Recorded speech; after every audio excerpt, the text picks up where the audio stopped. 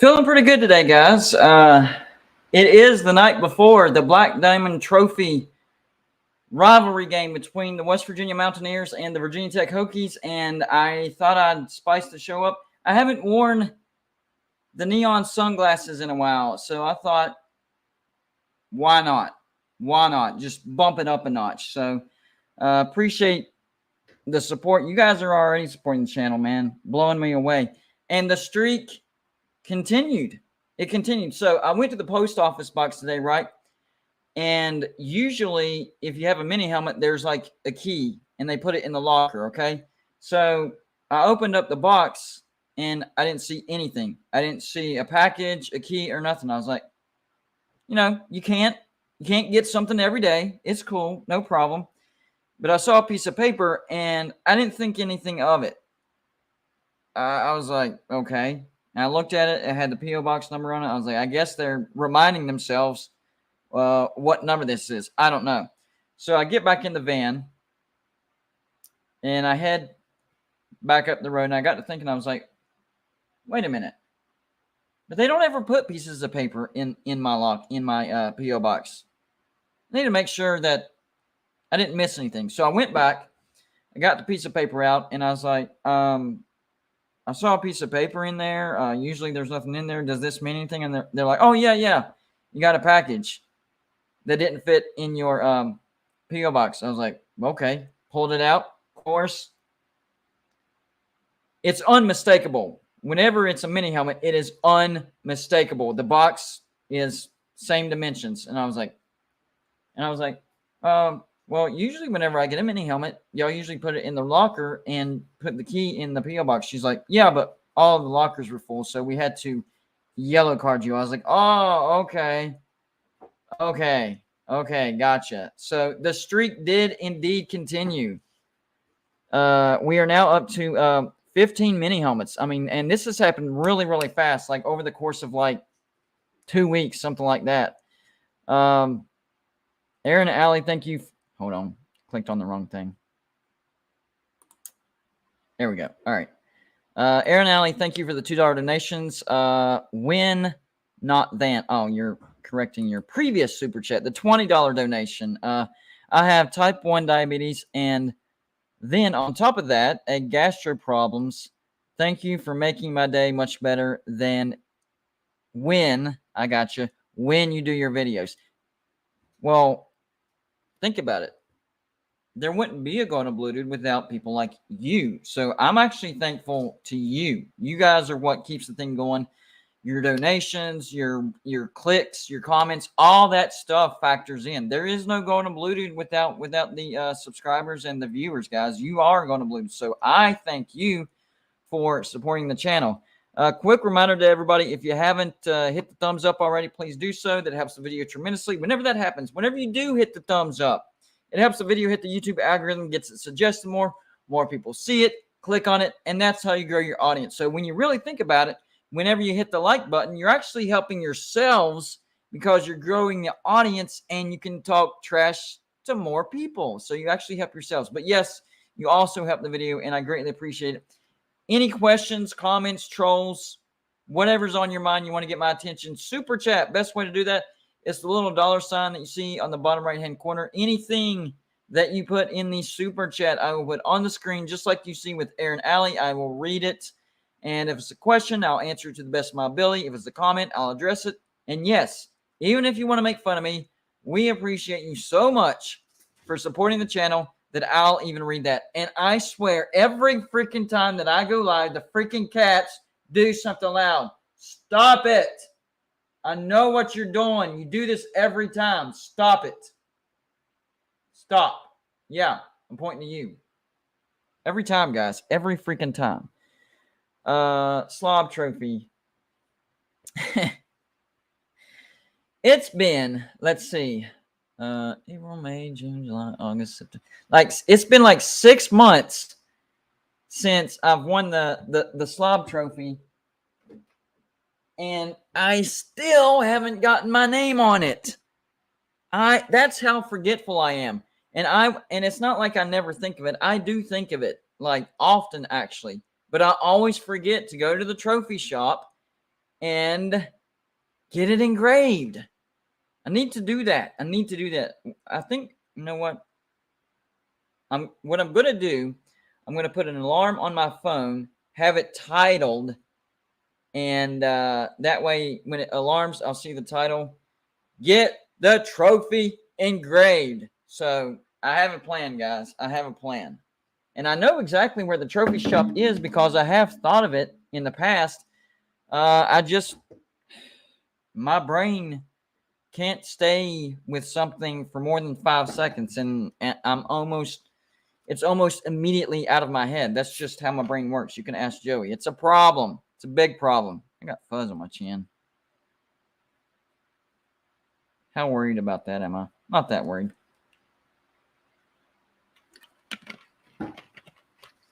Anyways, big game for West Virginia tomorrow.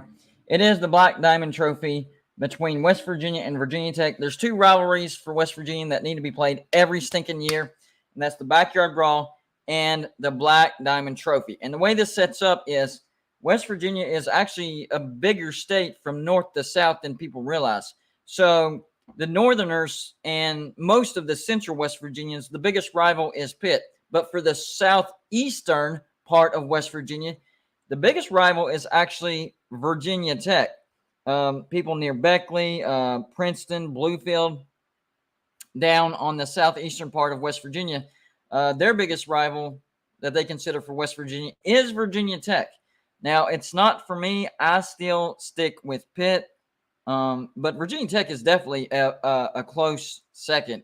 Maybe 1A Pitt and 1B Virginia Tech.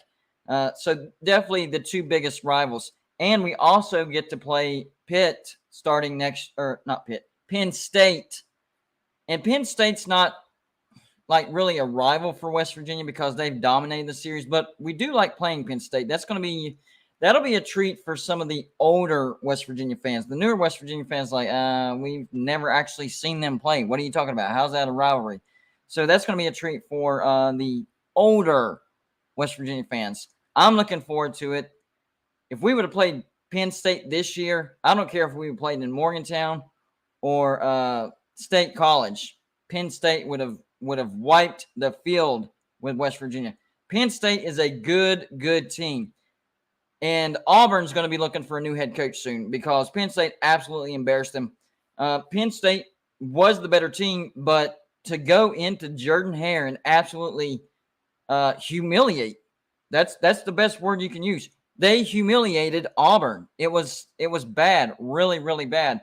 And I think Brian Harsin has created a toxic culture there in Auburn, Alabama, and it's not good. And he's not going to last very long because they got to win.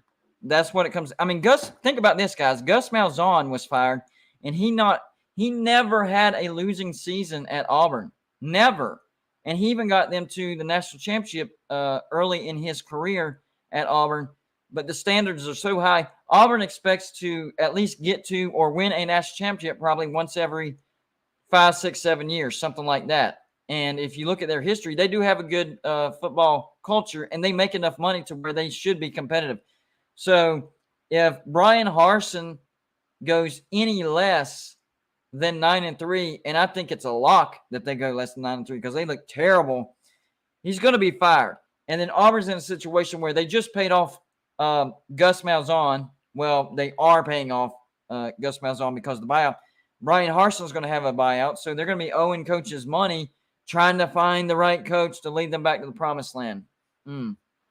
David Bressler, thank you for the $5 donation. Only winners get flashy glasses. Absolutely. 100% correct. W are losers. Right now, you are correct. Fire Neil Brown. KU fan says. IKU fan says. Fans say. Yeah, they actually agree. Kansas, man. They're a good football team. They're going to be big problems in the Big 12. Now, I don't think they're going to be a 10-win team or win the Big 12 or anything like that, but 8-4 is definitely doable for Kansas. And that's insane. Like, my gosh, they just went 2-10 last year. How is Kansas a possible 8-4 team? I mean, at minimum, you got to think 6-6, right? at minimum, you got to think 6-6. And even that is just mind-blowing. I guess that makes West Virginia fans feel a little bit better about losing to Kansas, but no matter how good Kansas is, losing to Kansas in football is still like, ugh. You see the schedule come out, and you see Kansas on there, right? And especially at home, win. You don't even think about it. That's not like, oh, this could be a close game. I expect us to win, but it could be close. Not so much this year. They're going to be. I think looking at their schedule, guys, Kansas could be 6-0 going into Norman. That could be a top 25 matchup. I already think Kansas could be ranked. I have Kansas in my top 25. If you look at the resumes of Kansas, okay, let's say Florida and Texas A&M, they're on there. And then you look at Kansas, Washington State, and Oregon State. If you looked at all 5 of those resumes, you'd have Kansas, Washington State, and Oregon State ranked, and Florida and Texas A&M not ranked. But because of their name recognition and their brand, they get the nod. Andrew G_32, thank you for the $4.99 donation, says, who gets the Nebraska job? I really think that Matt Campbell gets the Nebraska job. It makes a lot of sense. He's done, and I know he hasn't won the Big 12 at Iowa State and hasn't gone to the playoffs or anything like that. But if you look at Iowa State before Matt Campbell, Iowa State was a freaking wasteland.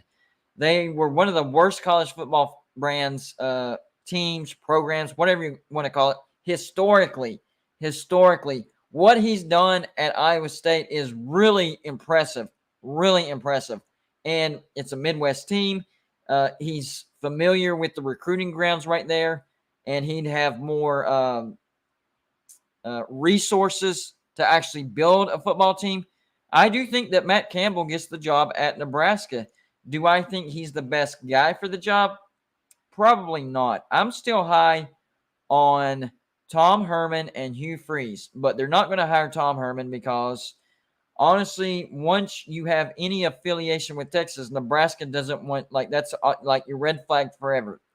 Even if Tom Herman, wins a national championship at, Tennessee, whatever, just for example, whatever. They wouldn't hire him because he had an affiliation with Texas. So I think the best names for the job would be a Hugh Freeze or a Tom Herman.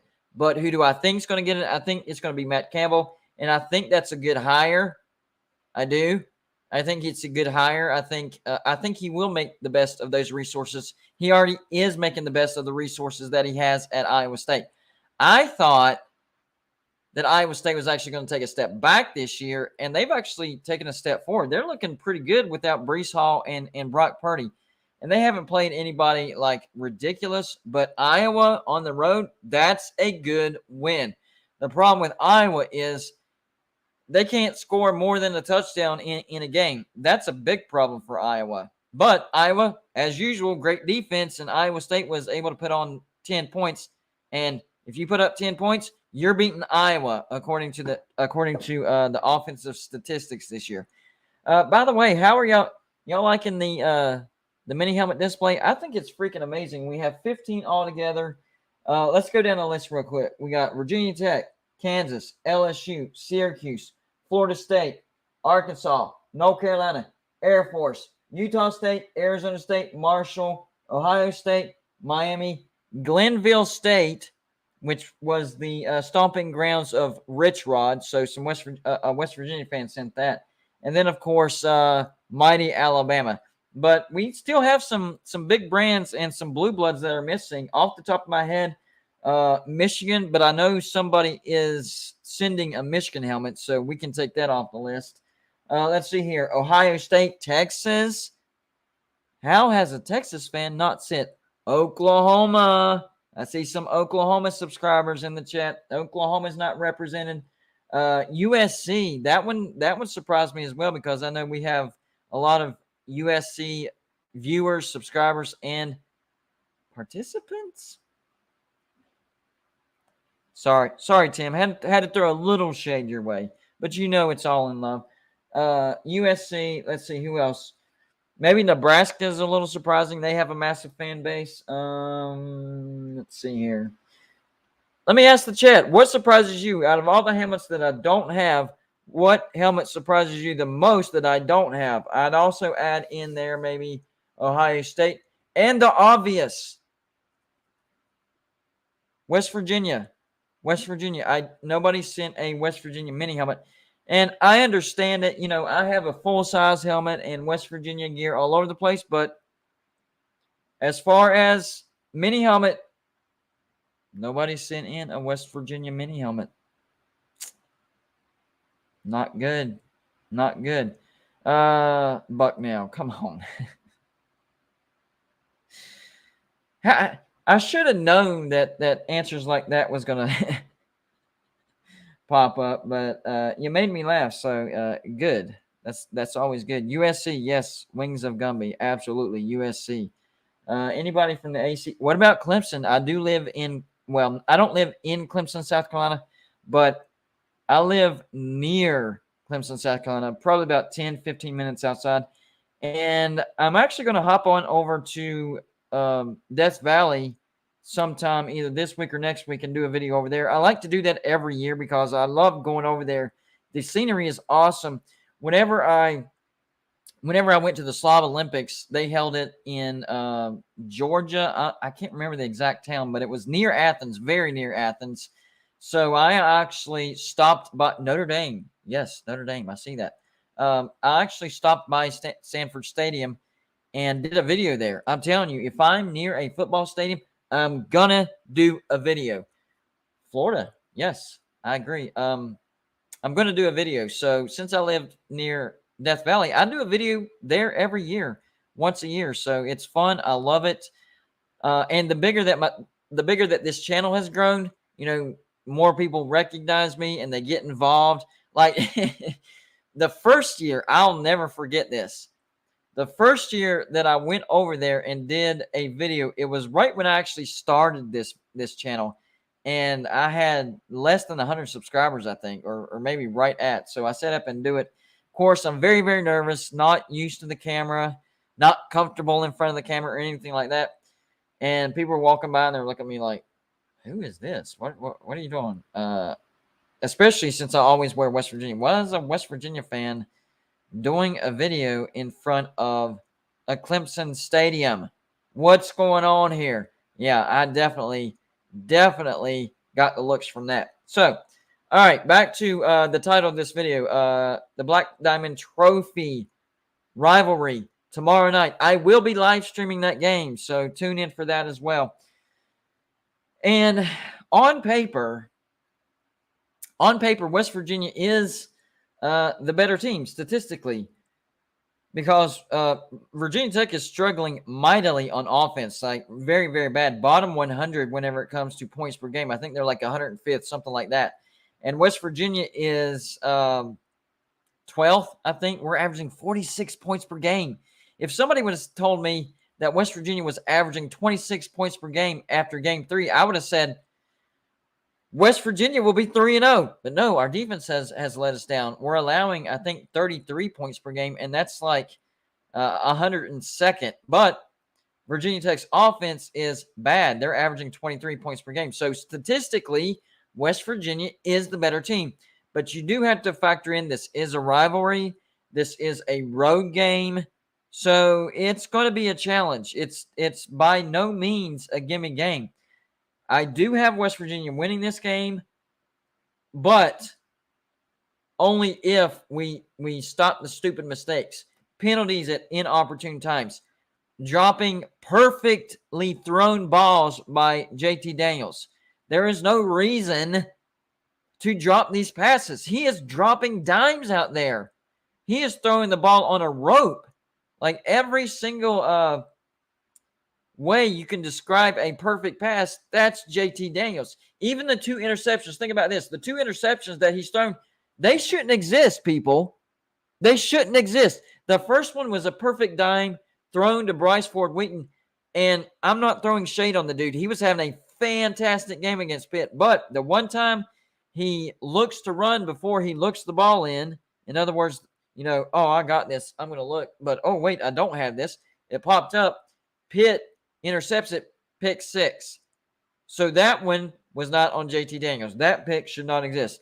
The second interception happened in overtime against Kansas when the cornerback jumped the route. Was that on JT Daniels? Absolutely. But it shouldn't have happened. West Virginia should have beaten Kansas in overtime. So both of those interceptions should not have existed. And here's the crazy thing.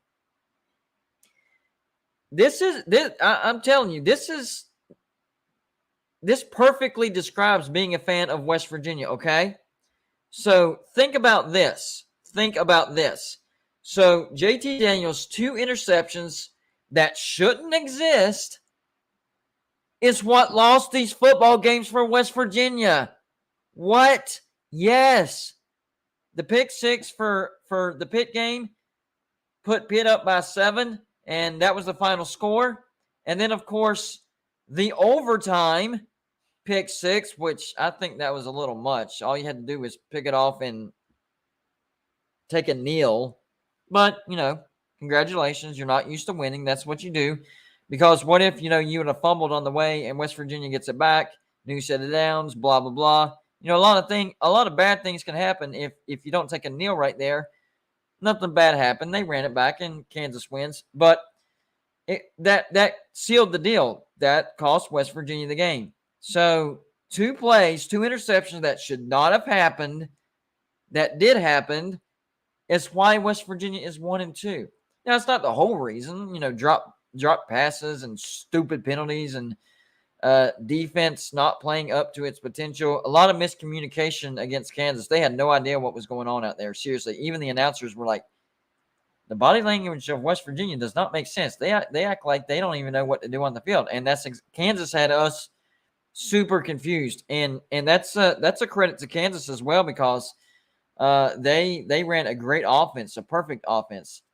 Vanity Rose, thank you for the $5 donation, says that Iowa State coach has no spark. He's not even top 5 recruiting in the Big 12, with Texas and Oklahoma gone for power. With Texas and Oklahoma gone, go for power and keep security. I understand that, but he's at Iowa State. That's the big thing that I have to say. And if you look at Iowa State before Matt Campbell, like that, they weren't just bad, they were atrocious. They were like Kansas State pre-Bill Snyder bad, like historically bad. That's how bad they were. So, yeah, not good. By the way, for those of you that didn't see the community post about the score prediction contest winner for this week, so the week 1 winner was Daniel Brayson. Week 2 winner was Charlie Wood, and week 3 winner was LSU number 1. I don't even think Fan was in there. I just think it was LSU number 1. So those are 3 winners, $20 guaranteed, and they will get paid. Let's see. I think on Friday is whenever I get paid from YouTube. So they will get paid on Friday as well. And if you win multiple times, you get it all at once. So if you win it twice, you'll get $40 on payday. If you win 3 times, you'll get $60 on payday. And once we hit $300 worth of, pledges, $300 worth of pledges, I'm going to bump the prize up from $20 per week to $50 a week. And at last check, let me make sure I don't trip over myself. You never know when things change. Last check, we are at $236.03 worth of pledges. So we're not that far away from bumping up the price to $50 per score prediction. The rules are simple. I pick out a game, and my Patreon members guess the score. Now, you have to get the winner right.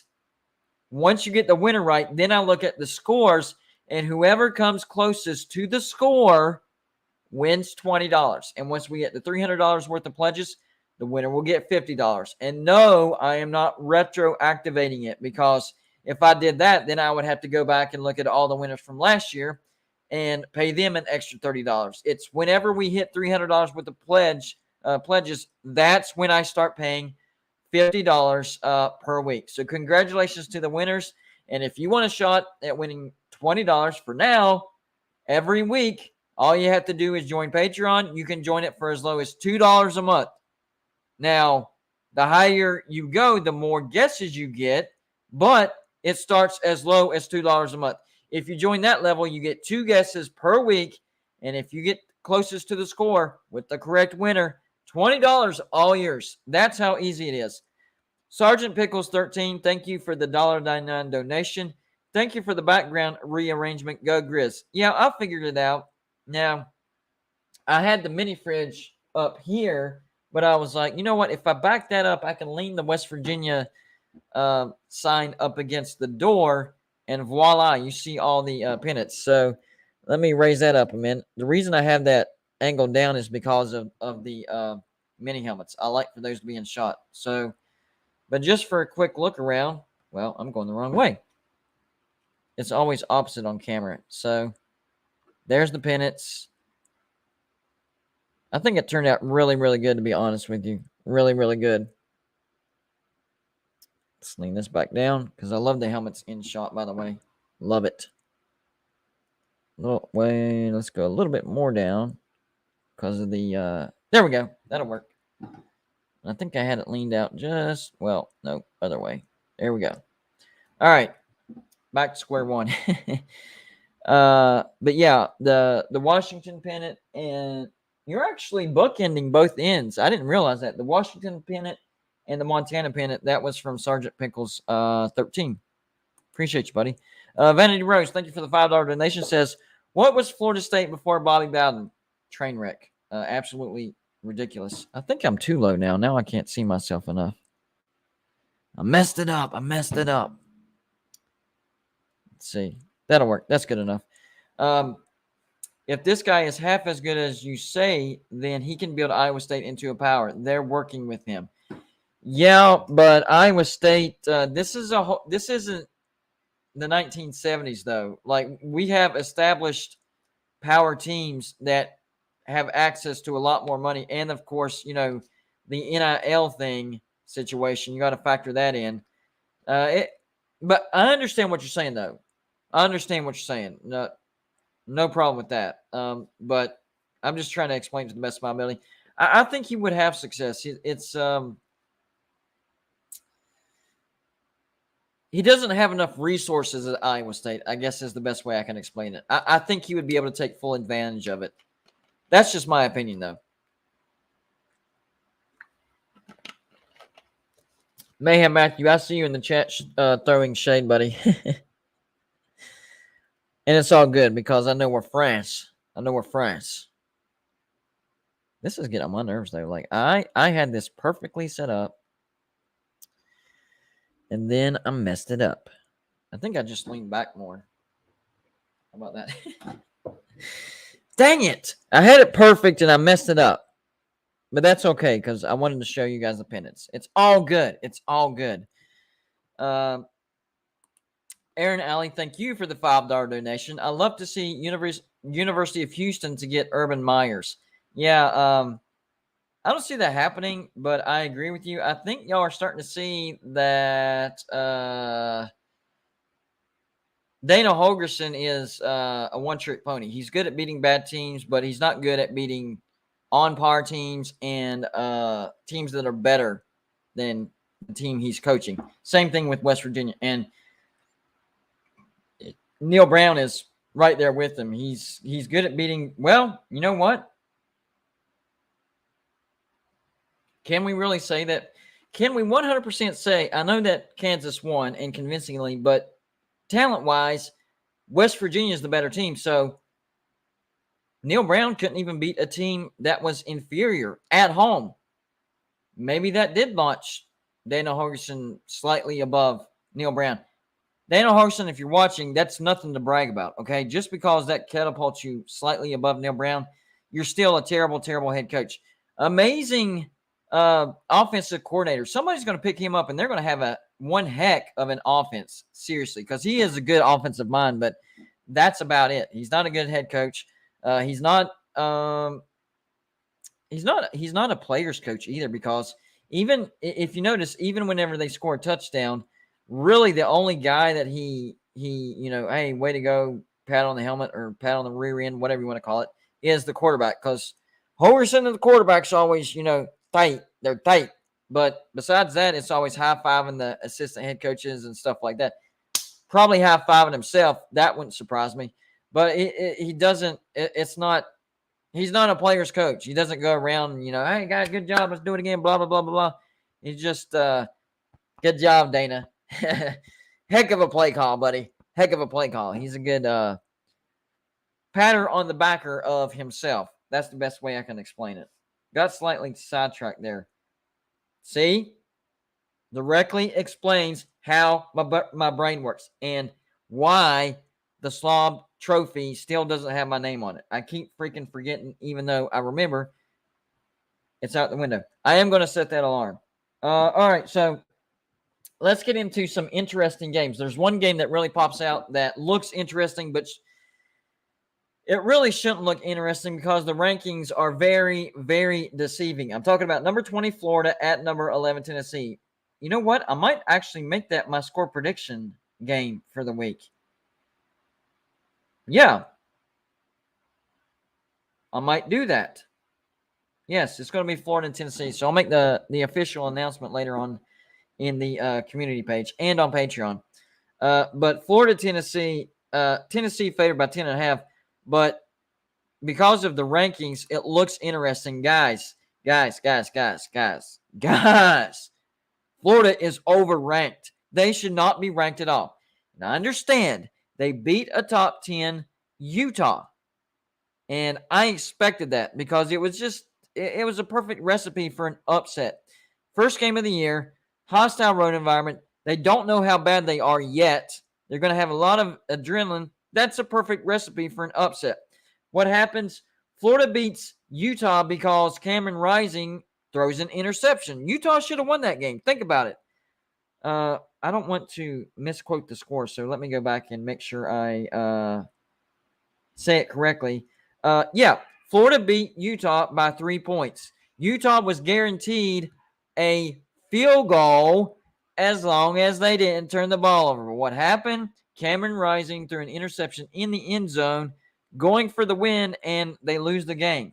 So Florida gets the win, and they get catapulted, slingshot, up to number 12. When I saw that, I was like, "You have got to be kidding me!" Because if you saw the full rankings before that game, Florida was at like number 43. They popped them up 30 spots, 30 freaking spots. What happens? The next week, Kentucky basically owns Florida at Florida. And that might be the first time or the second time ever that they've won in Gainesville. That's how bad it's been for Kentucky. And Kentucky was by far the better team, by far. And then, of course, this last week, they barely beat USF. I'm like, you're proving it. And they only dropped Florida down to, what, number 20, I think is what it was?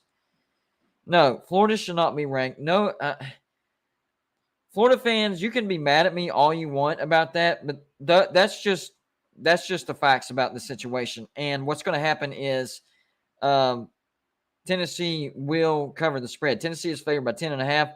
Tennessee will cover the spread. I think Tennessee could win by 20. I really do. Vanity Rose, thank you for the $5 donation, says, didn't Dion coach high school in Houston before he took that Jackson State job? If the Baylor coach can go from high school, then surely Dion is qualified. You might be right about that, but from what I've heard as far as where he would prefer to coach for the next step up, he wants to stay in the states of Georgia or Florida. Now, possibly stretching to Alabama and taking the Auburn job, that's a possibility. I just don't see it. I think that's a little out of his region. I just don't see him taking the next step to all the way to the state of Texas. But I understand, it would make sense because he did coach high school in Houston, but he wants to settle in to the state of Georgia or Florida. Aaron Alley, thank you for the $5 donation, says, to me, it's not so much Dana Holgorsen, it's their offense and defensive coordinators. Defensive coordinators, definitely. But here's the problem with Dana Holgorsen. Whenever he was at West Virginia, he hired his good buddy, Joe DeForest, as defensive coordinator. And in 2012, West Virginia had one of the worst defenses in the entire nation.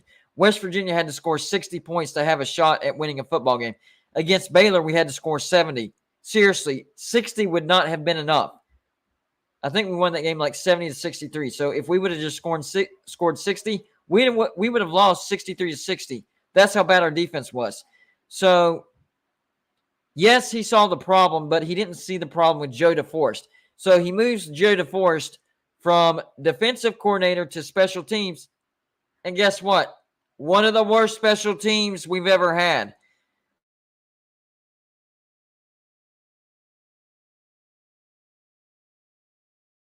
For some reason, I'm not seeing my... Okay, there we go.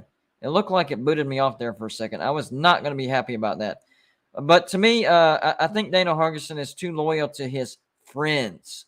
And you can't do that in this business. You have to put in the best qualified, the best minds in there. You can't, friends is... It's not good to be like that. Daytona Joe, thank you for the $2 donation. Says, you the man, man. No, you the man, and everybody else. Y'all are the man, and y'all are the women, because I'm just the voice of Golden Blued in the face. This handsome face. See, well, actually, it's ugly. But you guys are the actual channel. So thank you. You guys are the man and the women of Golden Blued, so I appreciate it. But as far as, and I'm looking through this, that might be labeled as the biggest game of the weekend because they are rivals. And hold on, guys. It seems like the kiddos are...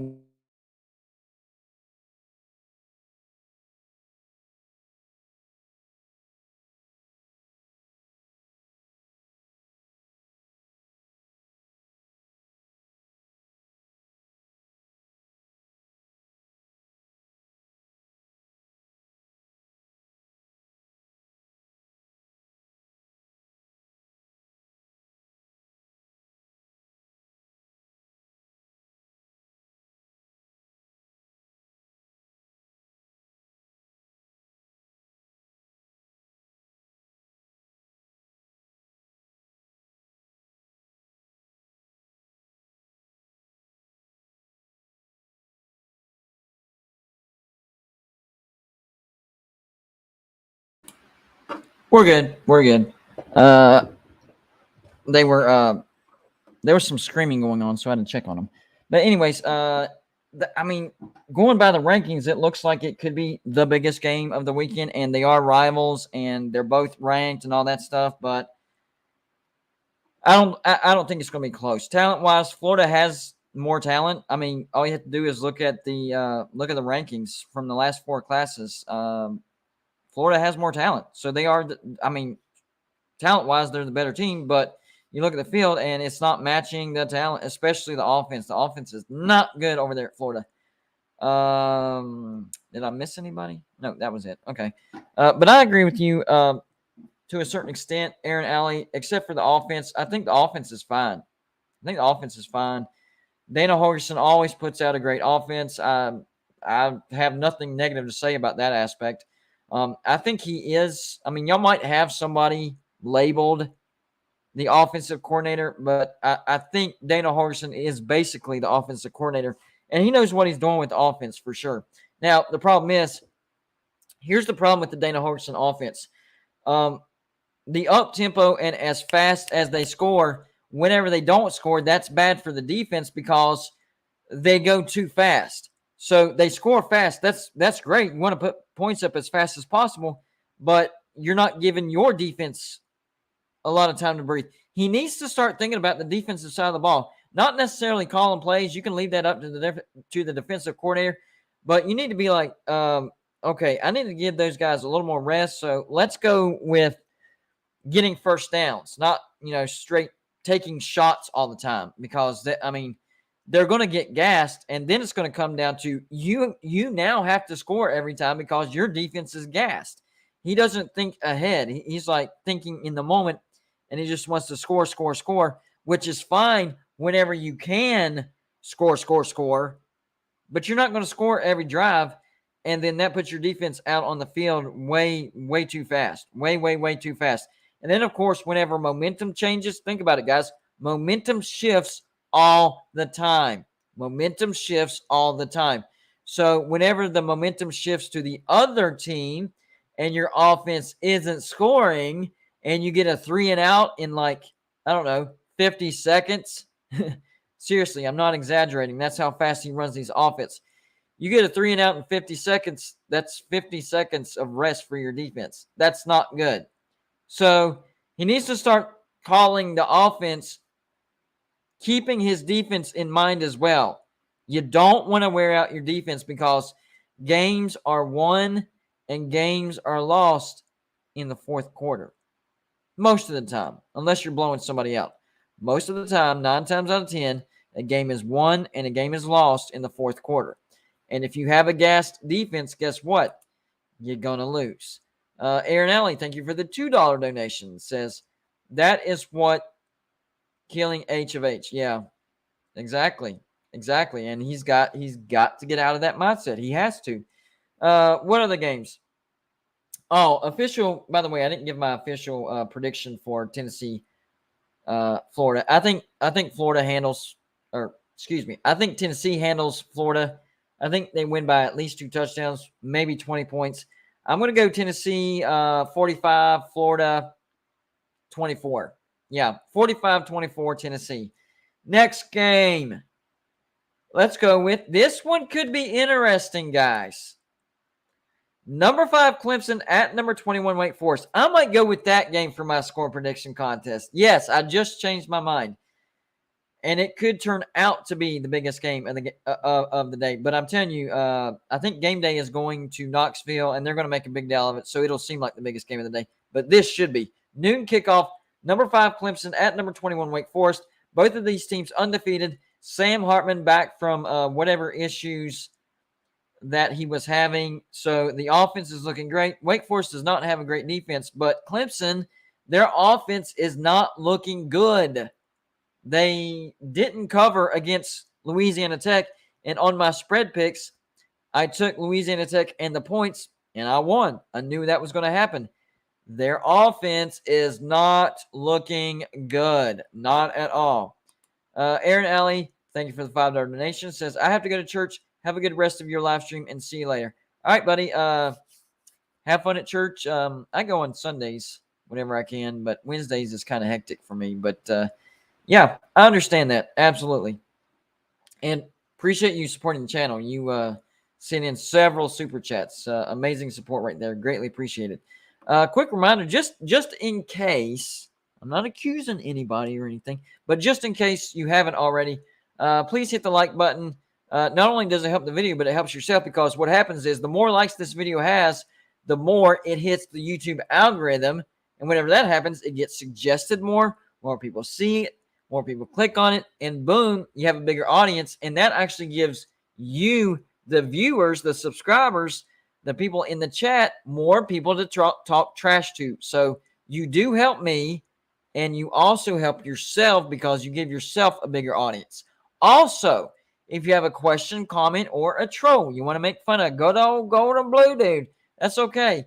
Best way to get my attention is the little super chat. It's a little dollar sign you see on the bottom right-hand corner of the screen, just under the comments section. Anything you put in that super chat goes on the screen, just like you see here with Aaron Alley. And if it's a question, I'll read it, answer to the best of my ability. If it's a comment, I'll read it and address it. And hey, even if it's a troll and you're making fun of good old golden blue dude, we appreciate you supporting the channel so much that, yes, I will read that as well. Back to Clemson, Wake Forest. Clemson is favored by 7. Clemson has the better defense, for sure. Clemson has a playoff caliber defense, but their offense is bad. It's just plain bad.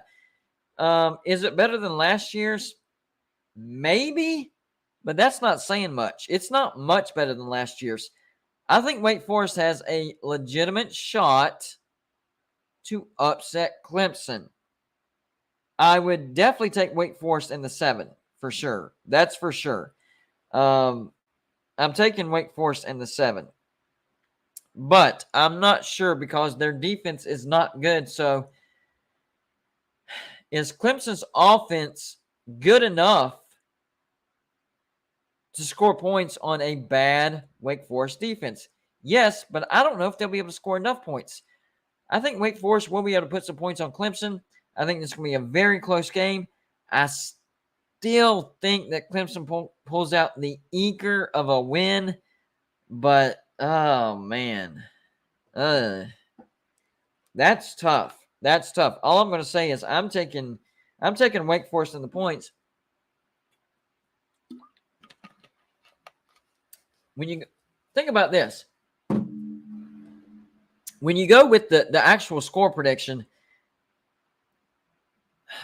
man, do you go low because of Clemson's defense and their inability to score, or do you go high because Wake Forest doesn't have a defense, but they can score a ton of points? You see what that is a good matchup right there.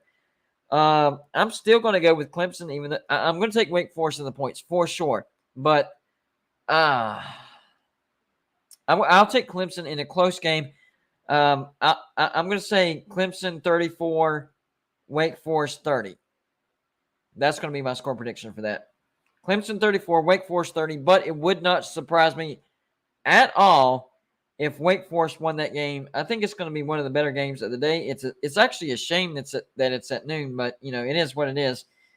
Wake Forest doesn't have exactly the best of home atmospheres. I mean, their stadium only holds around 40,000. That's not good, and they wonder why they're so bad in football most of the time. Well, in order to be good at a sport, you need to invest in the sport, and the fact that your football stadium only holds 40,000 tells everybody you don't invest into the football program. So that's the problem. Start investing in the football program, and you'll be good consistently. It's still weird seeing Wake Forest ranked, even though we have a year under our belt of them being good on offense. So there you go. Packer 910, thank you for the $2 donation. Says Wake plus 7 is fool's gold. Should have lost to LU. Liberty. Yeah, but Liberty is a good team offensively. I had trouble picking that game because of how good Liberty is. I actually took Wake Forest in the points on that. I knew it was going to be a close game. So Liberty has a much better offense than Clemson. I'm not sure about their defense. I'd have to look into their statistics. That didn't surprise me at all, seriously. And it was a trap game. If you look at how the schedule is set up, they had a road trip to Vanderbilt, Liberty, and then a home game against Clemson. So if there's a trap game on Wake Forest schedule, it would have been Liberty. It was a home game after a road trip to Vanderbilt and before the home game against Clemson. Didn't surprise me at all. But I still think Clemson wins the game for sure. I still think they win the game. I got to take the 7. I don't think it's going to be by a touchdown or more. I think Wake Forest will be able to score enough, and Clemson will have enough issues trying to score to where it's going to be a close game. All right, let's go back and see if there's anybody. Oh, final score, what did I say? 34-30. I'm taking Wake Forest, 34-30. Go Bucks. Thank you for the $5 donation. Says, Ohio State is my favorite team. My name is Golden Bluted, and I love Ohio State. Yeah, thanks for making me say that. Now you owe me a mini helmet. Deal? Send an Ohio State mini helmet. Hold on. Here you go. There's the address. We'll be even if you send an Ohio State mini helmet. Honestly, Go Bucks, I'm surprised that Ohio State mini helmet wasn't one of the first ones that I got. I'm just saying, y'all have a massive fan base. I know there's a bunch of y'all watching, and not one mini helmet has been sent in. So you have to be the flag bearer. And Go Bucks says deal. Okay, I'm good then. I'm good. If that's the deal for real, I'll actually read this one more time. Ohio State is my favorite team. My name is Golden Bluted, and I love Ohio State. How about that? How about that? Just to solidify it. Because I do need Ohio State. I mean, that's arguably one of the biggest brands that's not represented. Ohio State. I would say Ohio State, Texas, and Michigan, but I know Michigan is coming in. Somebody told me that they're sending in a Michigan mini helmet. So the streak now stands 11 straight days of getting something in my P.O. box. That's absolutely mind-blowing. I appreciate it. That's what I'm talking about. You guys are going to Blue Dude. You're my background. You're these mini helmets. You're the super chats. You're the comments. You're the likes. You're the views. You're everything. I'm just the voice and the face of it. So I always thank you guys. You guys are, hold on, I'll put it up there. The address. There you go. P.O. Box 360, Liberty, South Carolina, 29657. I will leave that up there just for a few minutes. That way you can write it down. Anyways, all right, next game. All right, do we have any other? I guess number 10, Arkansas at number 23, Texas A&M. That's not really at, though. That's at a neutral site, I believe. Arlington, Texas, if I'm not mistaken. Yes, that's going to be Arlington, Texas. But this is what I'm talking about with the SEC. And I'm actually not trash talking the SEC because it's really smart how they schedule. So they do conference games, 4 road and 4 home usually, and they hardly ever do any out-of-conference road games. Well, this year, Arkansas does have an out-of-conference road game, and it's BYU. Their 4 road trips are at Mississippi State, at BYU, at Auburn, and at Missouri. So they have a neutral site game against Texas A&M in Arlington that they've done it for the past 2 or 3 years that they get to count as a road game. Because if you look at that, if that's not counted as a road game, then they only have 3 in-conference road games. And that's against the rules or whatever. You have to have 4. It's 4 road and 4 home, 8 total. So their way around that is scheduling a neutral and calling it a road game. I'm telling you, the SEC is genius. That is how you protect your brands from getting too many upsets, because the biggest risk of having an upset, road trip. So if you lessen that, you lessen the amount of road trips, voila, you lessen the chances of teams getting upset. For West Virginia, we have 6 freaking road trips this year.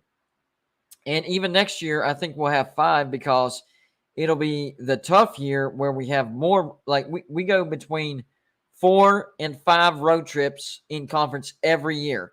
One year it's 4, and I believe that's this year. And the next year it's 5. Well, in the year of 4 conference road trips, we also got at Pitt and at Virginia Tech. So we had a total of 6.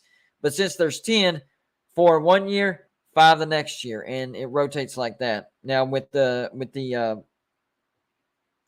SEC, they do 4 every year, and Arkansas found a way around. All right, back to the actual game. This is technically a neutral game, but it's listed as a road trip for Arkansas. Let's see here. I done lost my place. All right, number 10 Arkansas at number 23 Texas A&M. This should be a win for Arkansas. Texas A&M, their offense is still bad, really, really bad. It's not good. Now they have a great defense, and they have world-class talent. Texas A&M has a top 4 roster when it comes to talent. It's really, these are facts. You can look it up, seriously. It's really mind-blowing because think about it. A roster that is filled with the number 4 class, world-class talent, loses at home to Appalachian State. Oh, Appalachian State's a really good team. The very next week, Appalachian State barely beats Troy, and I believe it was in overtime. So, okay, I see it. Packer 10 sent the helmet. Thank you for clearing that up because there was no note in the package. So today's helmet was sent by Packer 10 in the chat, and it is the North Carolina helmet. So there you go. To be honest with you, I think North Carolina has the prettiest uniforms and helmets out there. So I really like that. It definitely stands out whenever you put it up against the other ones. So it's even got the I call it the diamond pattern. One of the more unique patterns down the middle. It's awesome. Jordan brand. That's why it's like that. It's awesome. Oh, you dropped. It's okay. It's okay. But I'm glad you told me because now I can update that in the community. See, that's why I put shipped his pants. Oh man, that's funny. That's funny. Okay, so see my brain. I'm telling you, my brain gets all over the place. Arkansas at Texas A&M. A&M's a 1.5 point favorite. Good. I don't understand. I just, man. I'm taking Arkansas. I think Arkansas beats Texas A&M. I think Arkansas is the better team. Talent-wise, Texas A&M is better talented, but their offense sucks. Again, sucks. And I think Arkansas's got a good enough offense to where they'll be able to put up enough, not a lot, but enough points to beat Texas A&M. If you go back and look at the win over Miami, you know what? I'm actually going to go to that. Hold on. This is going to blow your mind if you haven't seen this, okay? It's going to blow your simple mind. If you're like me, you have a simple mind. I wasn't trying to talk down to anybody. I was just saying, if you're like me, you have a simple mind. Let's see. Here we go. You ready? Miami had 392 offensive yards. 392. Texas A&M had 264. Miami had 130 more offensive yards. Okay? Doesn't stop there. Miami had 27 first downs. Texas A&M had 16. Miami had 11 more first downs. They dominated Texas A&M statistically. So why did Miami lose? Well, just inopportune mistakes. A muffed punt that led directly to Texas A&M scoring a touchdown, and then broken tackles at the most inopportune times. Penalties. Texas A&M should, 17-9. 17-9. All Miami fans, are you watching? I need your attention real quick. All you had to do is score 3 touchdowns, and you would have beaten Texas A&M. 3. Yeah. And you had almost 400 yards offensively. My gosh. So, no, I am not buying Texas A&M. I'm not buying this line. I think Arkansas wins by a couple of touchdowns. Give me the Arkansas Razorbacks. And I think KJ Jefferson has fixed his issues. I mean, look at the quarterback comparison. KJ Jefferson, 55 for 78, 770 yards, 6 touchdowns, just 1 interceptions. The quarterback for A&M, King, 33 for 51, 461 yards. That's 300 more passing yards, 3 touchdowns, and 2 interceptions. Not good. Even the running game, Sanders, the running back for Arkansas, 66 carries for 440 yards, 3 touchdowns. The running back for A&M, 46 carries for 196 yards. That's their leading running back. Oh, my, this is insane. And 2 touchdowns. So the leading running back for Arkansas has about 200 more rushing yards than Texas A&M. So I'm picking Texas A&M. I do think, or not Texas A&M, and erase that.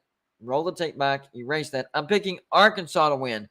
I do think that it's going to be a low-scoring game for sure, but I think they win. Give me Arkansas over Texas A&M, 24-14. I want to say 24-14. That'll work. Yeah, I decided to wear the shades because tomorrow's the Black Diamond Trophy rivalry, and I will be live streaming it. Let me get your opinion, chat. Whenever I live stream the game tomorrow, should I wear? You're not going to hurt my feelings either way. I haven't worn them in a while, so I decided to whip them out. But tomorrow for the actual game, should I wear the flashing sunglasses? Let me know in the chat. I would greatly appreciate it.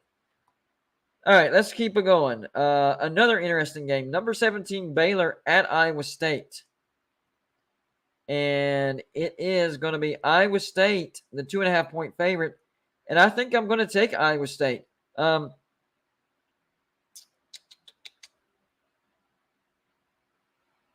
Baylor's offense has taken a step back this year.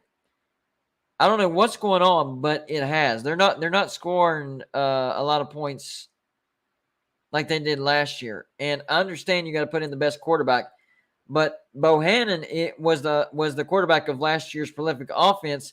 Apparently, Shapen beat him, and then Bohannon transferred. But Shapen has not had the success that Bohannon did last year. I will say that Baylor's running game is pretty good, especially with Reese. But the passing game is not good. This is at Iowa State. It is very, very difficult to win at Jack Trice Stadium. Ames, Iowa. Jeff Webster, if you're watching. Ames, Iowa. But in this game, I actually have to go with Iowa State. And here's the thing. If this happens, all of a sudden we're looking at a 2-2 Baylor. 2-2 Baylor. And that's my Deckers, the quarterback for Iowa State. He's looking great. Interceptions, a little bit of a problem, but for the most part, 8 touchdowns, over 700 yards passing. If they run the ball more and limit the chances of him getting interceptions, Iowa State can be even better. And I like Iowa State's defense. It's good as well. But I'm taking Iowa State, the home team. So I would take Iowa State and, of course, lay the points because I don't think they're winning by 1 point. I think they win by at least a field goal. So give me Iowa State, and I'm going to lay those 2.5 points. It's going to be a good game, though. But I'm going with the upset. And Iowa State off to a 4-0 start. The Cyclones ranked after week 4. I do have to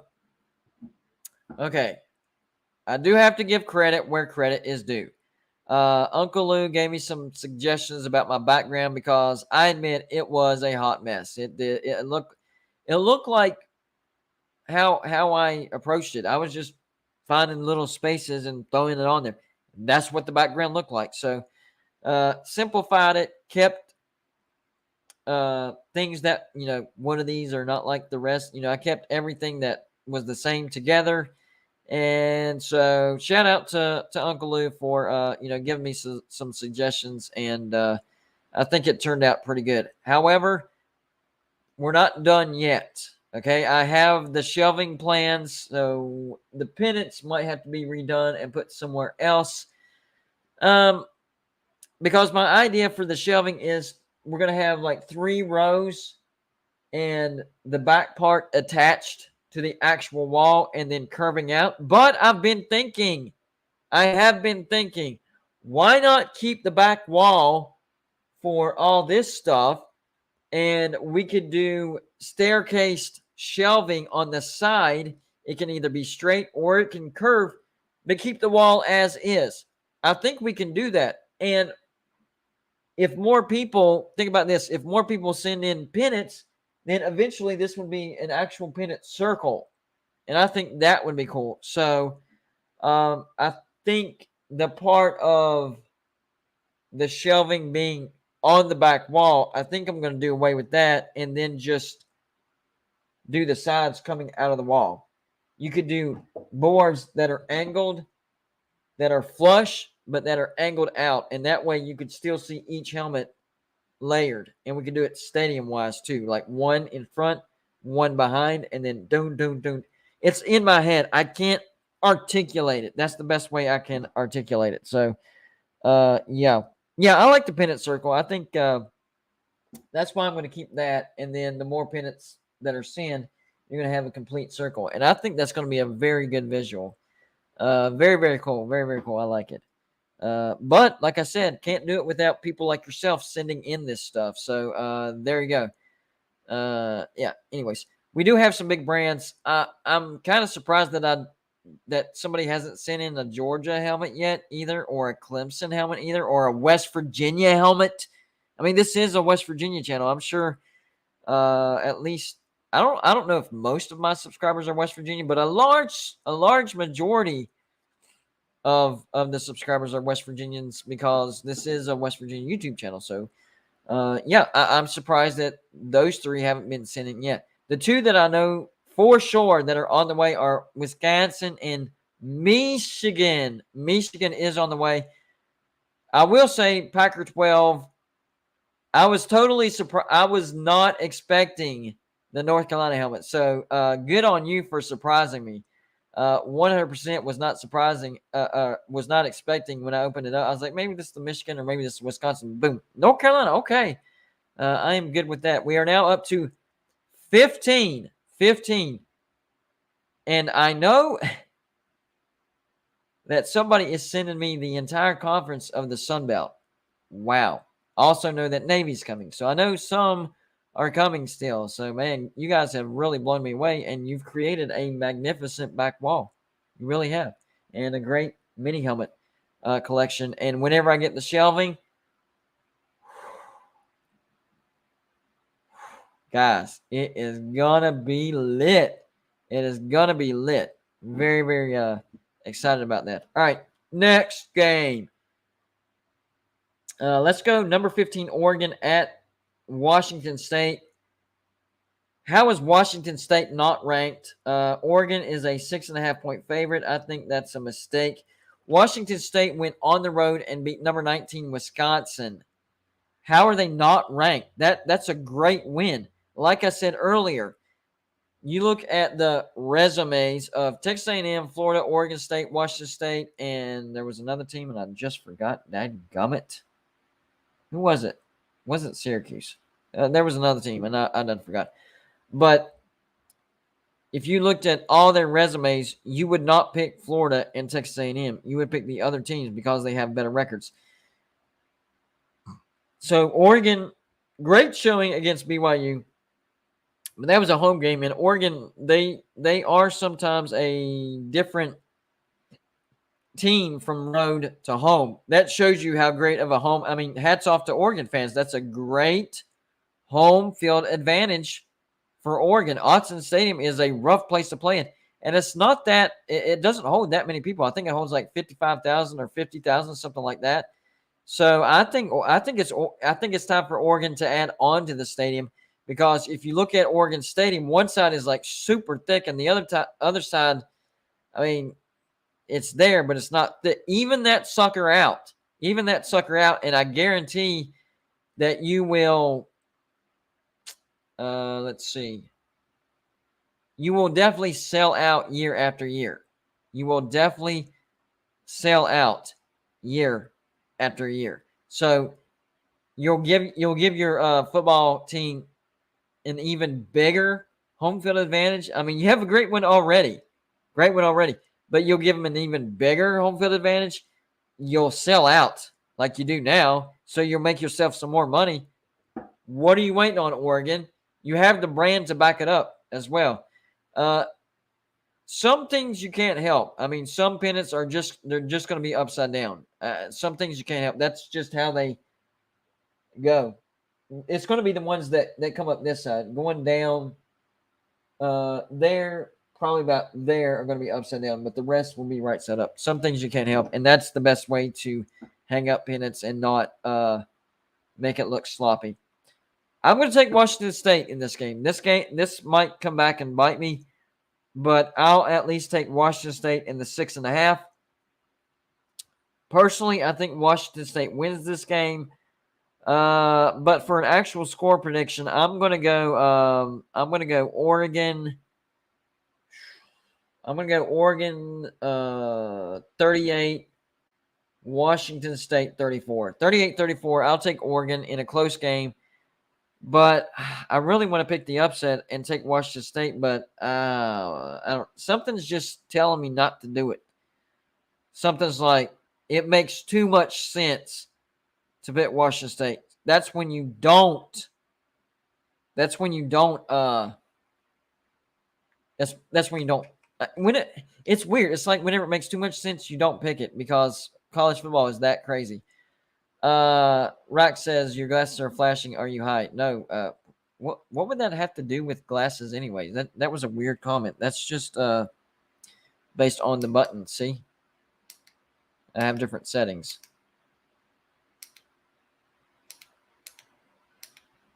I just like that one the most. Yeah. 63-3. Good gosh. No. Virginia Tech's not even capable of scoring 63 points. If Virginia Tech was capable of scoring 63, they would have put 63 on Wofford. You know how many points they put on Wofford? 27. Virginia Tech couldn't get more than 30 points against freaking Wofford. Okay? So it's not happening. That's not happening. But as far as Oregon and Washington State, I want to take Washington State, but it makes too much sense. So I'm going to take Oregon in a close one. And then USC, Oregon State. I think that's going to be an interesting game as well. USC, 6.5-point favorite. I'm going to take USC in that one. I'm going to take USC and lay the points. I think Oregon State should be ranked, and there's a chance of Oregon State winning the game. But I'm going to take USC. I'm going to say USC. I'm going to say USC 45, Oregon State 31. I think they win convincingly. I really do. I like Oregon State. I know I have Oregon State subscribers, but can't do it. I think they're too good. I really do. And I know their defense is questionable, but Oregon State does not have a prolific offense either. Moving on, is there any other game that could pique your interest? Maybe Texas Tech actually seems interesting. I know Texas Tech went on the road and lost to NC State, but that's a home game. It's tough in the Jones. Texas is a 6.5-point favorite. I'm definitely taking the 6.5. And I think Texas Tech will upset Texas. I'm going to go ahead and pull the trigger on this one. I would take Texas Tech lower scoring game because I think both defenses are better than usual. We saw that against NC State. Yes, NC State won, but they didn't score a ton of points. They have a good offense. Play calling is bad for NC State, though. Good gosh. I'm going to take Texas Tech. So that means I'm definitely taking the points. Texas Tech wins, I'm going to say 28-24, something like that. Close game, more defensively involved in this game. Defense will win this game is what I'm trying to say, I guess. Texas Tech 24, Texas 21. Moving on from there, Maryland, Michigan, not interested in that. Central Michigan, Penn State, nope. Rhode Island, Pitt, nope. Middle 10 and Miami, nope. Tulsa, Ole Miss, nope. Northern Illinois, Kentucky, nope. Kentucky going to start off the season 4-0. Vanderbilt, Alabama, nope. Wisconsin, Ohio State, that could be more interesting than people realize. Ohio State, 18.5-point favorite. I will definitely take those points. And I think Wisconsin has a decent defense. I'm still taking the Buckeyes. I just don't think they cover. I'll take Ohio State, I don't know, 31-20. I'm going to go 31-20. Ohio State wins. UConn, NC State, nope. Kansas State, Oklahoma. What in the world? Oklahoma just a 12.5-point favorite. Somebody explain that to me. So Kansas State just lost to Tulane last week at home, 17-10. Oklahoma just blew the doors off Nebraska on the road by like 30 points. This is a home game for Oklahoma, and they're only a 12.5-point favorite. This is too easy to me, actually. I would definitely take Oklahoma and lay the points. Somebody explain why I shouldn't do that. That seems too easy. That seems too easy. Why should I not take Oklahoma and lay the points? Somebody please explain. Kansas State does not have a good offense at all. Oklahoma's offense is looking much better than what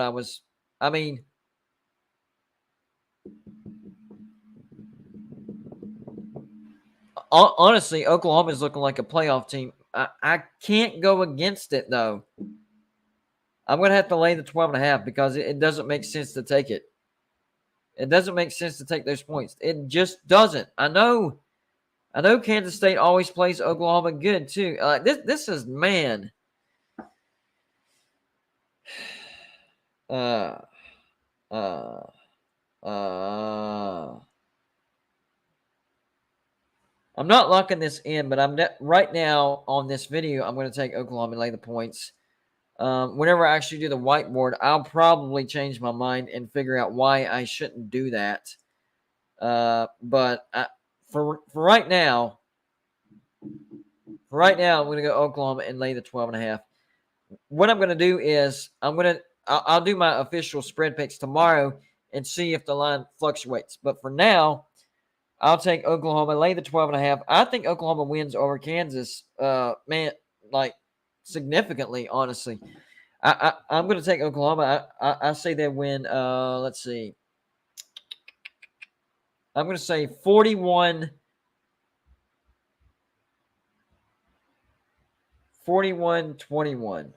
Yeah, that's how bad I think it's going to be. 41-21. Oklahoma lay. After that, Wyoming, BYU, no thanks. Utah, Arizona State, no thanks. Stanford, Washington, no thanks. So not a lot of big games, but there's a few sprinkled in there. And why Texas A&M is favored, I don't know. I mean, I guess it's because they just beat Miami. But if you look at the Miami game, it's because they kept shooting themselves in the foot. They should not be the favorite. They lost to Appalachian State the week before. No, I don't like that. Florida, Tennessee. Tennessee's going to mollywop Florida.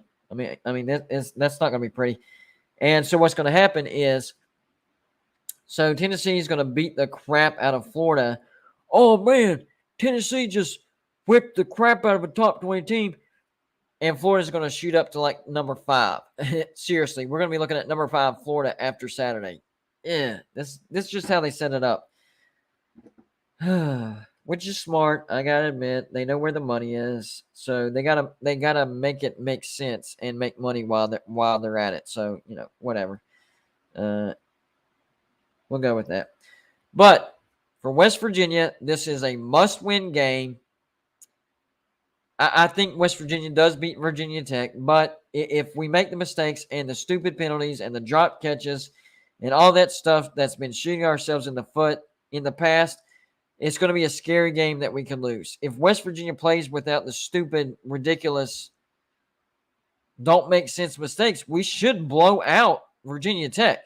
You look at talent versus talent. West Virginia has way more talent.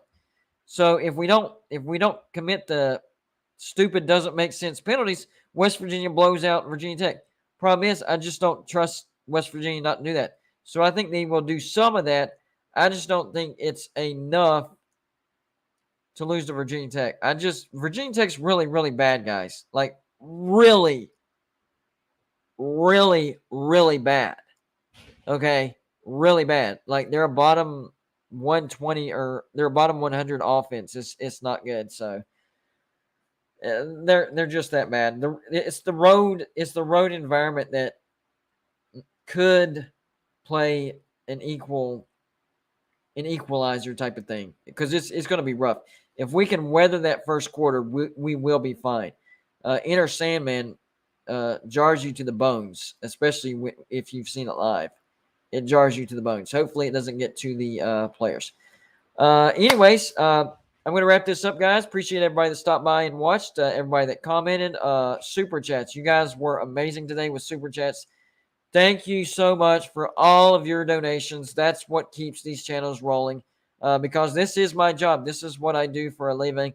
So it's the donations, the views, the likes, the comments, all that stuff that generates views for the YouTube algorithm. So I greatly appreciate it. On your way out, if you would please hit the like button. Even though we won't be live anymore, it will still help with the YouTube algorithm, and people will still click on it and watch it. It helps with the views. So on your way out, please hit the like button, and I would greatly appreciate it. Other than that, I think that's all I have for you. Tomorrow, instead of a regular live show, we will be doing a live stream of the West Virginia Tech game. So you're going to see either an extremely excited, happy Golden Blue dude, or you're going to see an absolutely irate, throwing stuff Golden Blue dude. I can't help it. I'm extreme one way or the other. If we win, I'm going to be like super, in your face pumped. And if West Virginia gets beat, I'm going to be like just super, super mad. There's no in between. HP Hufferbilly Paul has seen me in person. In person. A loss is not good for me. It is bad. But a win is just the same, just opposite. Like the energy is the same either way. That's just how I am with college football. Absolutely, I can control myself enough to not throw the mini helmets. That is a 100% lock, promise, guarantee. I will not throw anything you guys have sent me. Anyways, guys, that's it for tonight. Appreciate you stopping by. Tune in tomorrow for the live show. Who knows what's going to happen? I do think that you will be entertained either way. I do think that will happen. I do think you will be entertained either way because I'm either going to be super, super happy or super, super mad.